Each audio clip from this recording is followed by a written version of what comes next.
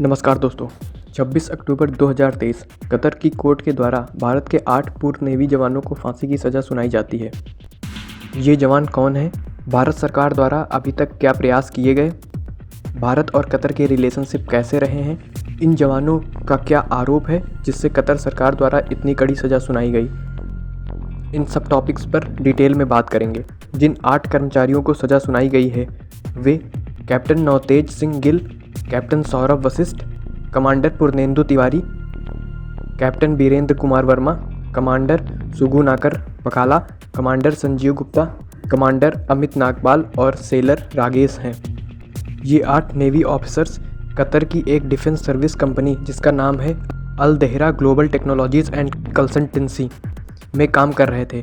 पिछले साल 30 अगस्त 2022 को इन्हें स्टेट सिक्योरिटी ब्यूरो, जो कि कतर की इंटेलिजेंस एजेंसी है, उसके द्वारा इन सबको गिरफ्तार किया गया था।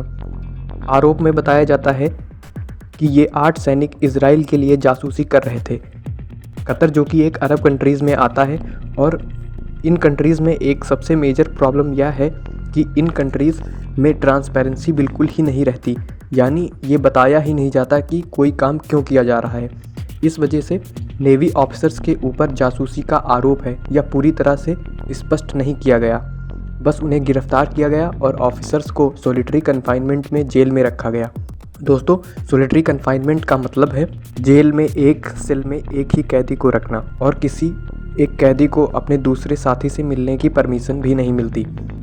फिर कोर्ट में 1 मार्च 2023 को सैनिकों की बेल की मंजूरी को पूरी तरह रिजेक्ट कर दिया गया और फिर 29 मार्च 2023 से कोर्ट में सुनवाई शुरू होती है।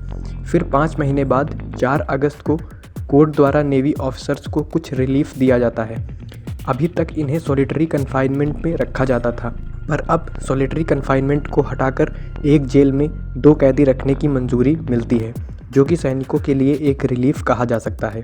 और अब 2 महीने बाद 26 अक्टूबर को कोर्ट द्वारा सभी 8 कैदियों को फांसी की सज़ा सुनाई जाती है।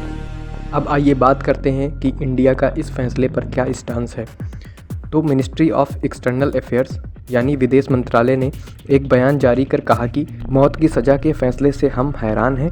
उन्होंने यह भी कहा कि हमारे द्वारा इस मामले की बहुत ही गंभीरता से मॉनिटरिंग की जा रही है और सैनिकों को वापस लाने के लिए जो भी संभव प्रयास किए जा सकते हैं वो सब किए जाएंगे। इसके अलावा इंडिया और कतर के रिलेशनशिप की बात करें तो दोनों देश हमेशा से ही अच्छे रिलेशन में रहे हैं।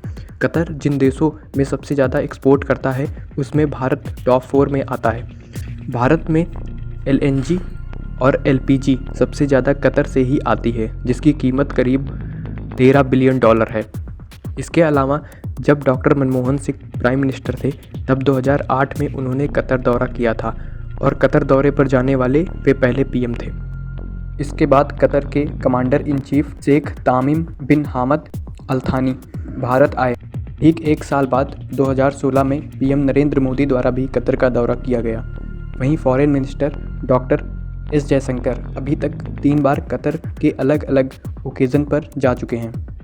तो देखना होगा कि कतर और भारत की ये रिलेशनशिप इस मामले पर कितना काम करते हैं। वैसे सैनिकों पर लगे आरोप को अभी पूरी तरह स्पष्ट नहीं किया गया और विदेश मंत्रालय द्वारा पूरी कोशिश की जा रही है। ऐसे ही नॉलेजेबल वीडियोस के लिए चैनल को सब्सक्राइब करें। आज के इस वीडियो में बस इतना ही। मिलते हैं नेक्स्ट वीडियो में, तब तक के लिए गुड बाय, टेक केयर।